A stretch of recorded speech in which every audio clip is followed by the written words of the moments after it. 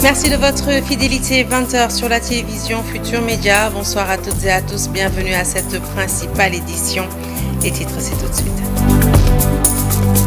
Santé physique et mentale fragile, ce sont les mots de son avocat, Maître Abdoulaye Tall, s'est exprimé à l'issue de l'audition de son client par les enquêteurs de la division spéciale de la cybersécurité. Vous l'entendrez au cours de cette édition.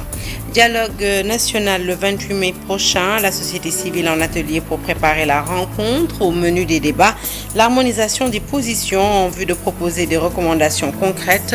Les membres présents à cet atelier appellent les partis politiques à ne pas surseoir à ce forum d'intérêt national. Et puis CAN U20, le Sénégal s'arrête en quart de finale.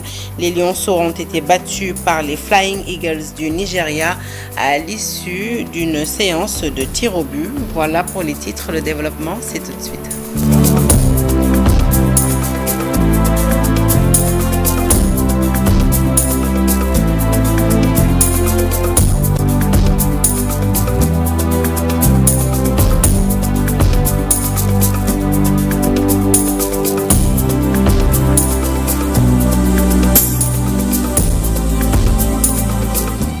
Bonsoir à toutes et à tous, un journal que nous ouvrons tout de suite avec la division spéciale de la cybersécurité qui, malgré les mises en garde de l'avocat d'Hassane Gueye, alias Azoura Fall, l'a placé en garde à vue pour diffusion de discours contraires aux bonnes mœurs. Azoura Fall qui pourrait être déféré au parquet ce mardi, je vous le disais tantôt.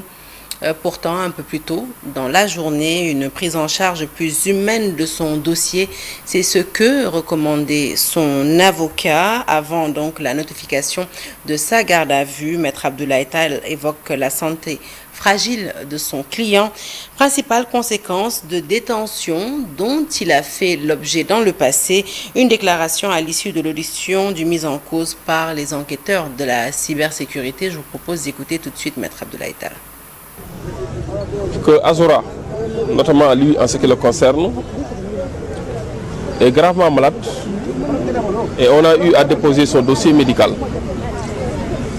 Comme on a eu à rappeler son passé pénal, ainsi que les persécutions qui lui ont valu que sa santé soit dégradée au point qu'il ne jouit pas de toutes ses facultés, aussi bien mentales que physiques. Alors je dois rappeler que sa détention carcérale a détérioré sa santé au point que même il souffre présentement de problèmes d'articulation, de problèmes de foie et de problèmes de poumon. Pour vous dire que c'est un cri de cœur que je lance pour attirer l'attention des autorités judiciaires sur le cas Azoura, Hassane Gueye alias Azoura. Alors, parlons à présent du dialogue politique national en prélude à son organisation le 28 mai prochain. Les forces vives de la société civile se sont réunies ce matin. L'objectif, harmoniser les positions afin de proposer des réformes politiques et électorales lors de ce forum d'intérêt national.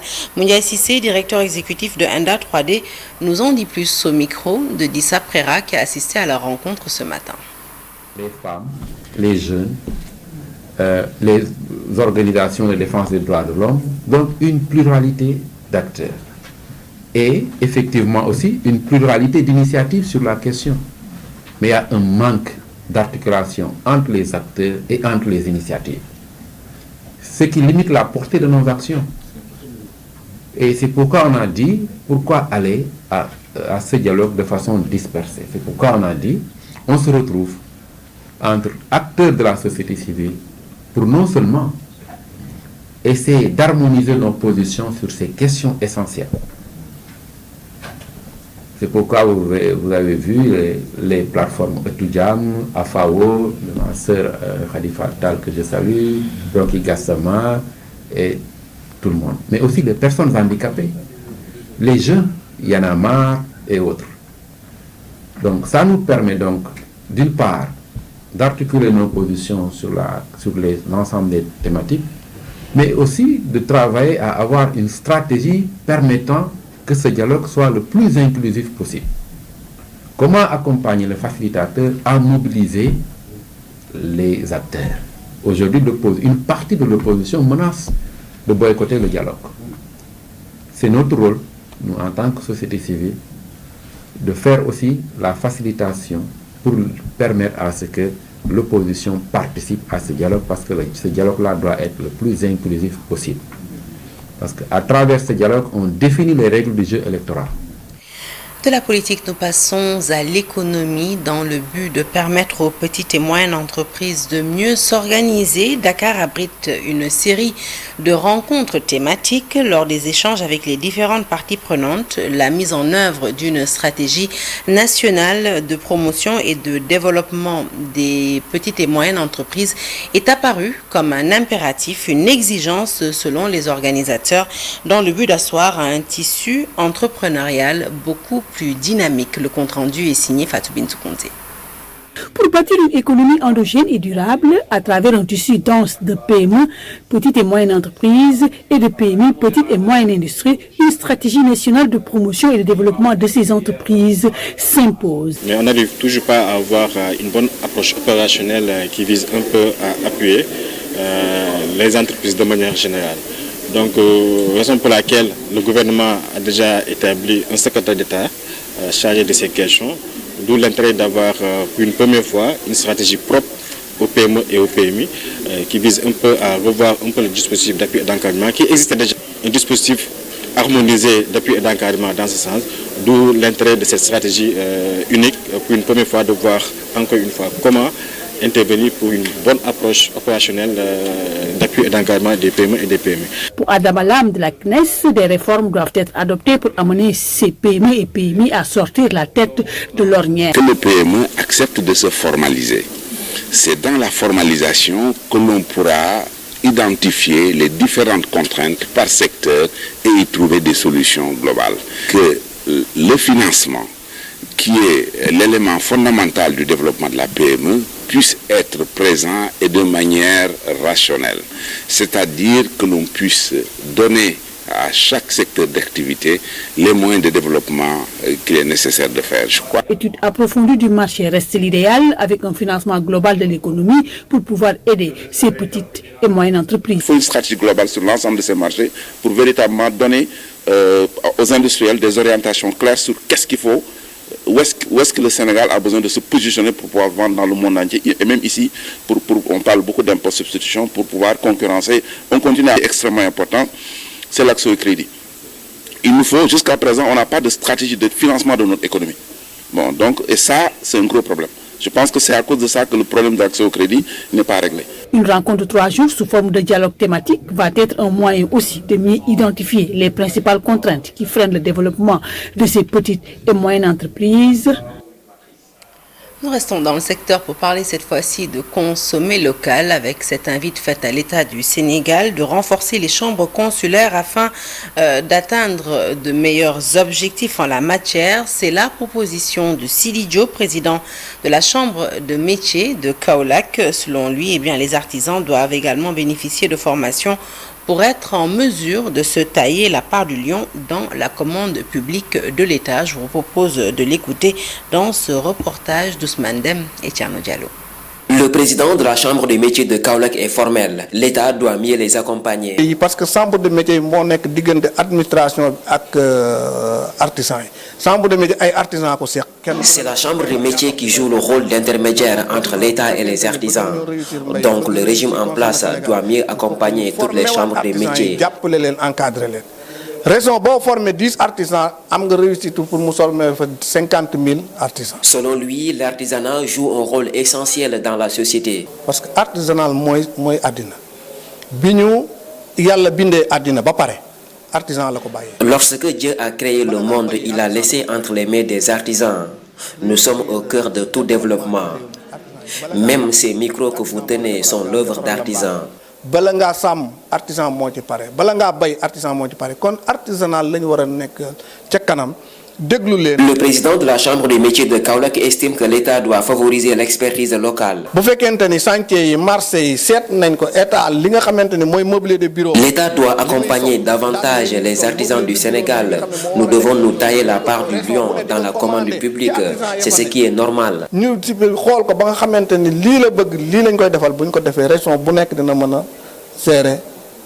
Mobilier national récent. Sidi Diop s'exprimait en marge du renouvellement du bureau de la Chambre des métiers de Kaolack. À l'issue des votes, il a été reconduit à la tête de cette chambre consulaire. Condamné à 15 ans de prison ferme pour viol, l'affaire Fallou Fall continue de faire des émules. Cette fois-ci, c'est l'association des Badianougor du département de Keur Massar qui est montée au créneau pour dénoncer l'emprisonnement à tort du jeune homme. Ces Badianougor qui servent de relais communautaire ont décidé d'engager la lutte contre ces accusations qu'elles jugent fallacieuses afin de faire jaillir la vérité. Je vous propose d'écouter tout de suite Badiane Della Fall. Elle est présidente de l'association des Badianougor du département de Keur Massar et elle nous en dit plus au micro d'Aminata Ba et Ousmane Baldé. En tant que femme, en tant que Badiane, nous étions au devant de la scène lorsqu'on parlait de la loi sur le viol. Aujourd'hui, nous demandons au Parlement vraiment de réviser la loi sur le viol, tout en cherchant qu'il faut au moins 3 attestations des médecins, 3 attestations des médecins pour avouer vraiment qu'il y a viol ou non. C'est ça que nous voulons et c'est ça que le mot des Badianougor pour vraiment mettre fin à ce fléau qui gangrène tout ça. Les accusations non fondées sont tellement fréquentes au niveau du département de Keur Massar, qu'ils soient au niveau de Yeumbeul, au niveau de Keur Massar et dans les autres communes également. Parce que le cas de Fallou Fall a réveillé beaucoup de cas. Il y a plusieurs Fallou Fall dans les prisons. Et c'est ça qui nous a poussé vraiment de faire ce cri de cœur en direction vraiment de nos fils, en direction de nos frères, en direction même de nos maris, en direction des autorités. Puisque je dirais que nul n'est à l'abri. Nos enfants ne sont pas épargnés, puisque les accusations non fondées vraiment ont une ampleur considérable dans la société d'aujourd'hui. Nous, en tant que marraines des enfants, les autorités également, pour que vraiment, avant d'accuser une personne, il faut vraiment avoir des preuves. Puisque les preuves qui nous montrent qu'il y a vraiment viol, il faut qu'il y ait pénétration, il faut qu'il y ait vraiment tentative. Tentative, je peux utiliser ces mots. Dans le cas échéant, il faut vraiment qu'on mette en place des structures vraiment pour abriter, pour avoir de bons certificats médicaux, je dirais. L'affaire du titre foncier 1451R refait surface malgré la récente décision de la Cour suprême. Les héritiers se déclarent toujours propriétaires de 258 hectares de terre et demandent aux autorités de prendre leurs responsabilités. Mamadou Diouf Thioune, porte-parole des héritiers que nous écoutons toujours au micro d'Aminata Ba et Ousmane Baldé. Ils ont voulu faire un vol d'opinion en manipulant l'interprétation des jugements rendus et qui n'affecte en rien la propriété intégrale de la famille de Mbagoul Diagne dans ces 285 hectares à réinscrire. Ce que Maître Doudou Ndoye a prolongé à la Chambre civile commerciale pour que ce jugement soit rendu, mais qu'il ne soit pas interprété pour détourner l'opinion, pour justifier l'illégalité dont la justice a déjà rendu son mot et qui reste irrévocable. L'opinion a été dans une surprise totale face à des voleurs d'opinion, des escrocs organisés et structurés, en complicité avec une administration que l'État doit fouiller en profondeur, parce que l'État lui-même est victime au même titre que la famille. Reste intégralement la propriété de la famille Mbagoul Diagne.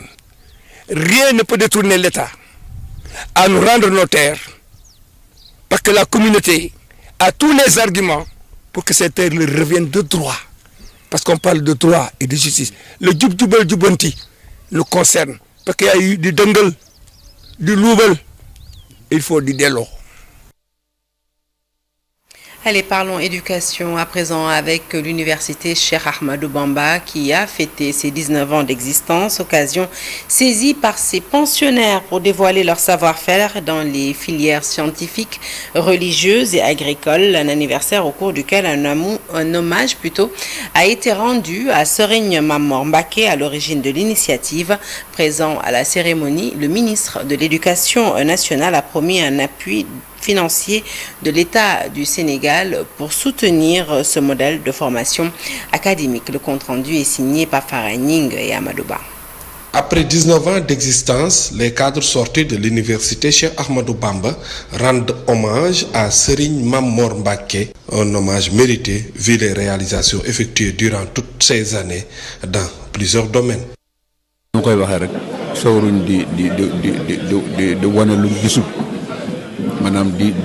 Notre philosophie, c'est poser des actes concrets au lieu de parler tout le temps.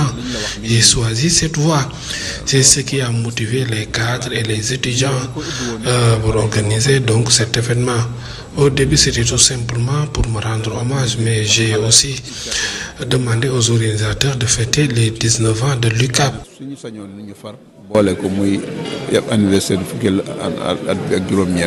Au sein de ce système éducatif porté par l'université Cheikh Ahmadou Bamba et le réseau Al-Azhar, nous avons donc cette dose d'éducation aux valeurs et qui éveille ses sensibilités et qui renforce ses facultés.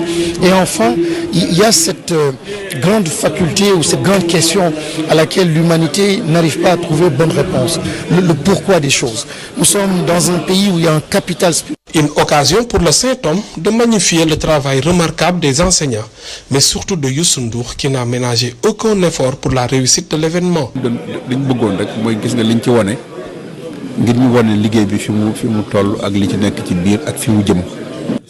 C'était important de montrer tout cela et de remercier vivement les étudiants, mais surtout les enseignants. C'est grâce à eux ils ont obtenu des résultats extraordinaires.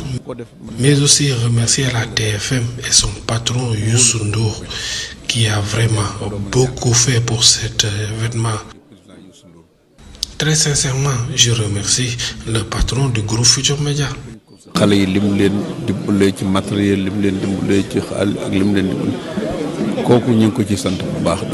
L'État du Sénégal, fortement représenté, compte appuyer l'UCAB pour pérenniser ce système éducatif. C'est une éducation fondamentale. Donc lorsque nous voyons des acteurs qui allient aujourd'hui ces trois composantes, on ne peut dire que bravo.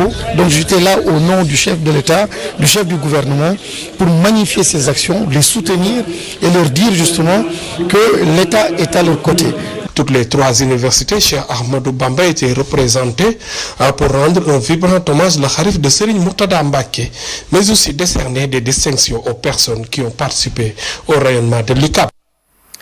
Allez, parlons toujours éducation, cette fois-ci avec le Khalif général de la Faïda Tidjaniya, Cheikh Mohamedou Mahi Niasse, qui appelle l'État du Sénégal à investir davantage dans l'apprentissage des nouvelles technologies pour mieux capter l'attention des jeunes, mais aussi et surtout les aider dans la réalisation de leurs projets. Déclaration faite lors du Gamou annuel de Nyomar que le guide religieux a lancé.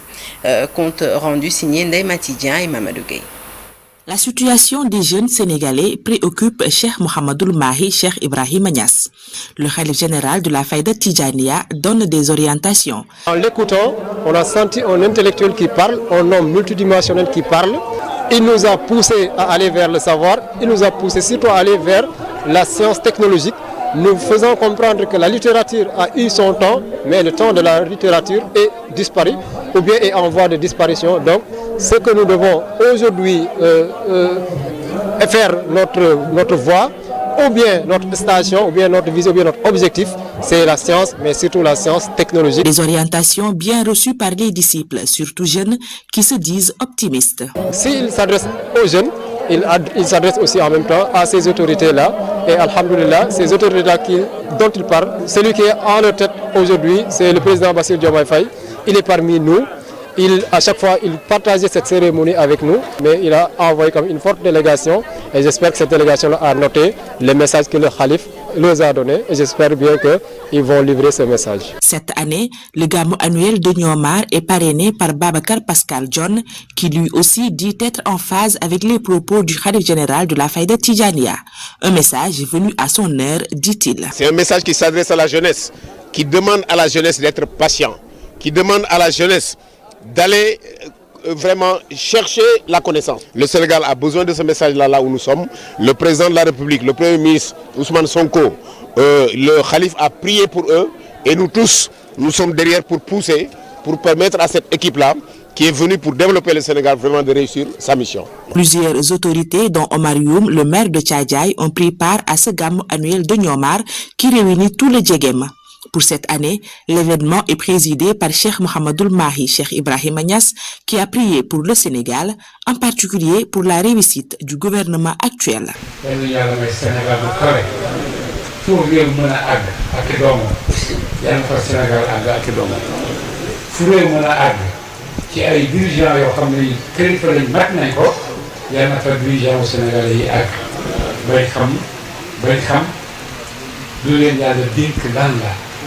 ñu gis ko ci ñoom itam ñu gis ko ci ñun ndax gouvernement kese mënta dem peuple kese mënta dem. Journée d'excellence du lycée Ibou Diallo. Les meilleurs élèves ont été honorés dans toutes les disciplines. La bonne nouvelle, c'est que 60% des meilleurs élèves du lycée Ibou Diallo sont des filles et ce sont les anciens élèves qui ont initié cette journée. Seul bémol, lors de cette grande fête, le proviseur a manifesté son inquiétude face au délabrement très avancé de ce lycée qui fait pourtant de bons résultats à quelques mois seulement de la saison des pluies. Le point, c'est avec Bakary Conté. Les images sont signées Khalid Diamé. Ils ont été primés dans toutes les disciplines. Une initiative des anciens élèves du lycée Ibou Diallo. Cette année, dans notre lycée, nous avons 65% de filles et 35% de garçons. Et parmi les meilleurs élèves, 60% ce sont des filles également.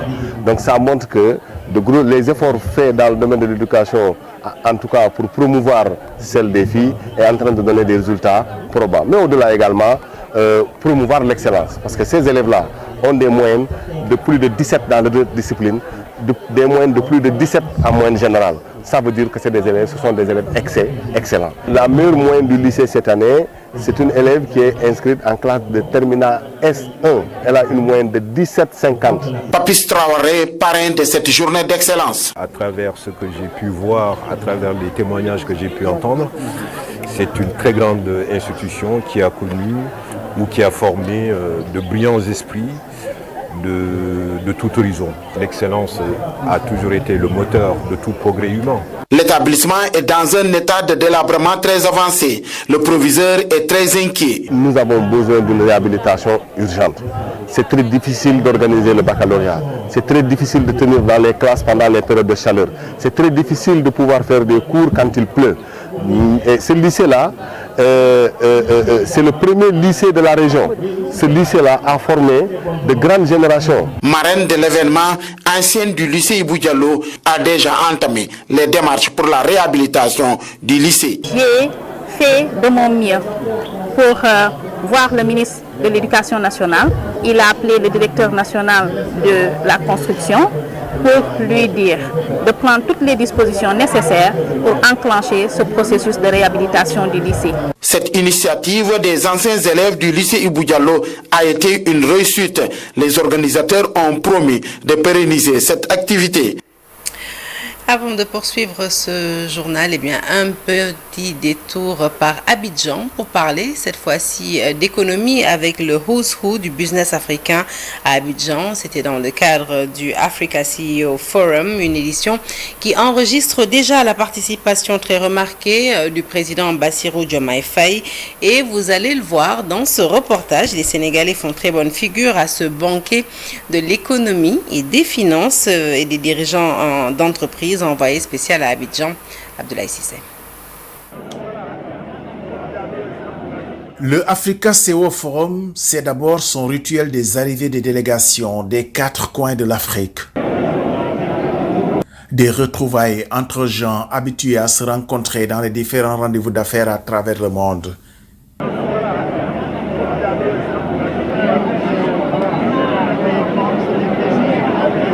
mais aussi le stress pour chacun de retrouver le sésame, ce badge sans lequel vous ne pouvez pas pénétrer l'antre du Sofitel Ivoire, tout apprêté pour l'événement. Le lot de GFM en boîte, le préforum commence par le traditionnel cocktail de bienvenue. Le who's who du business s'affiche ici, sans complexe. C'est un entre-soi qui annonce parfois de gros deals en perspective. Nous suivrons particulièrement la convention à signer entre la multinationale Schneider Electric et la sénégalaise 3MD Energy, qui leur vaut d'être conjointement reçus par le président Bassirou Diomaye Faye. Le chef de l'État sénégalais en guest star d'un forum qui déroule dès ce lundi un programme au pas de charge où s'enchaîneront les panels, les signatures de convention. Le président Diomaye en pré-forum a sacrifié de quitter son hôtel pour rejoindre la communauté sénégalaise dans un autre hôtel d'Abidjan.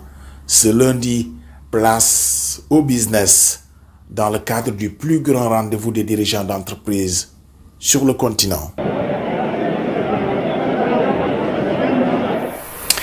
Et vous l'avez certainement lu à travers les médias sociaux ou appris en tout cas à travers les réseaux sociaux, ce défilé sur fond de provocation, une vidéo devenue virale sur les réseaux sociaux en quelques heures. Saint-Antoine de Padoue est devenu la risée des écoles du Sénégal. Le défilé Miss Diongoma, valsant entre vulgarité et obscénité, a déclenché la colère des acteurs de l'éducation à Ziguinchor. Résultat, les autorités de l'établissement ont été convoquées par l'inspection d'académie de Ziguinchor. Voilà donc l'école Saint-Antoine de Padoue en proie à une très grosse polémique après l'organisation d'un défilé sur fond de provocation. Kodou Aïcha Faye, directrice d'école, invite le ministre de l'Éducation nationale à prendre des sanctions. Je vous propose de l'écouter au micro d'Abib Faye. L'école n'a pas seulement vocation à donner de l'instruction.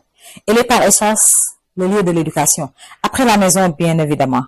Or, c'est dans ce lieu fondamental que se jouent aujourd'hui des dérives inquiétantes. Nos enfants y passent plus de temps que dans tout autre espace de leur vie. Et lorsqu'ils ne reçoivent pas les repères qu'impose une société digne de ce nom, c'est tout un avenir qui vacille. L'éducation des valeurs n'est pas un supplément, c'est un pilier. C'est pourquoi le legs des trois savoirs, le savoir-être, le savoir-faire et le savoir-faire est vital. Un legs que nous avons le devoir de préserver, de transmettre et surtout de revendiquer. Nous ne demandons pas de sanctionner, mais de conscientiser. Du football à présent avec le tenant du titre champion d'Afrique en U20, notre pays, le Sénégal, qui hélas s'arrête en quart de finale de la CAN 2025 de la catégorie. Il est sorti par le Nigeria à l'issue d'une séance de tir au but. Un échec pour les Lionceaux qui perdent ainsi leur titre. Ils ne vont malheureusement pas participer au mondial U20. Le reportage est signé Chersali Boudjara. Le Sénégal perd son titre de champion d'Afrique U20. Les Lionceaux sont éliminés par les Flying Eagles du Nigeria à l'issue de la séance des tirs au but, 3-1. Une seule réussite en 4 tentatives, la grosse déception. On perd le penalty, donc ça veut dire qu'on a fait ce qu'on devait faire dans le terrain. Donc même si en des moments on pouvait scorer. Mais le penalty c'est un jeu d'échec, donc ça peut tourner pour partout. On est juste dessus du résultat parce qu'on avait les moyens, les poussées d'aller au-delà. On avait encore une fois les possibilités de continuer à obtenir nos rêves. On s'était très bien préparé par rapport à une poule qui était là, mais après on change encore. On a le Congo qu'on a joué en amical contre eux. Donc je pense que c'est des impairs en fait voilà, qui ont été là. Les tirs au but, un exercice fatal pour le Sénégal, appelé à beaucoup le travailler. En senior, cadet et en junior, et on perd tous ces titres au tir au but. Donc c'est vraiment décevant et ça montre également qu'il y a du travail à faire à ce niveau, pas seulement de l'exercice sur la qualité technique des joueurs pour cet exercice-là, mais également le facteur psychologique. De manière générale, il faut reconnaître aussi que nos sélections nationales U17 et U20 donc sont moins outillées, par exemple, que leurs devanciers. Ça, il faut quand même le reconnaître, les effectifs sont moins, il y a moins de talent. Un manque de talent et d'audace dans cette sélection U20 que ne partage pas Serigne Saliou Dia. Il y a des garçons qui ont montré vraiment qu'ils ont le niveau. Peut-être d'autres, encore une fois, il vous faudra réfléchir encore un peu sur leur implication plus ou moins. Et donc, c'est des enseignements, c'est des leçons pour nous, encore une fois, à continuer à aller de l'avant. C'est juste l'efficacité qui n'a pas été au rendez-vous. Parce que dans tous les matchs, on se crée des occasions. Ouais, on a beaucoup d'occasions. Depuis contre Centrafrique, on avait presque sur le match, on a presque 18 possibilités de marquer, de scorer. Voilà, je pense que quand l'efficacité n'était pas là, même dans ce match, on avait la possibilité aussi de marquer, que ce soit avec Paulonta et Fando sur le corner. À part la perte de son titre, le Sénégal n'a pas atteint son autre objectif, participer au prochain mondial U20, un véritable échec. La première édition de la Coupe de l'ambassadeur du Vietnam au Sénégal a vécu. Cette compétition en démonstration technique et en combat a réuni les meilleurs pratiquants des clubs affiliés à l'Union sénégalaise de Vovinam, Viet Vo Dao, et a relevé les défis en termes de niveau de mobilisation, mais aussi et surtout d'organisation. Le compte-rendu est signé toujours Chersadi Boudjara et Ahmed Ba. Pour une première, la Coupe de l'ambassadeur du Vietnam au Sénégal est une réussite. Des belles prestations sur le plan de la démonstration et des combats en Vovinam Viet Vo Dao. Le niveau est bon parce qu'il faut le dire, nous avons sélectionné quasiment les meilleurs dans les clubs. Et cela ressort dans ce que nous avons constaté en termes techniques, mais surtout aussi de vitesse, de précision. Il y a différentes compétitions au niveau national, au niveau africain et au niveau même mondial, je vais dire, parce que nous venons récemment de la Côte d'Ivoire où nous avons occupé la deuxième place derrière l'Algérie. L'Algérie est deuxième au niveau mondial. Donc il y aura d'autres compétitions africaines.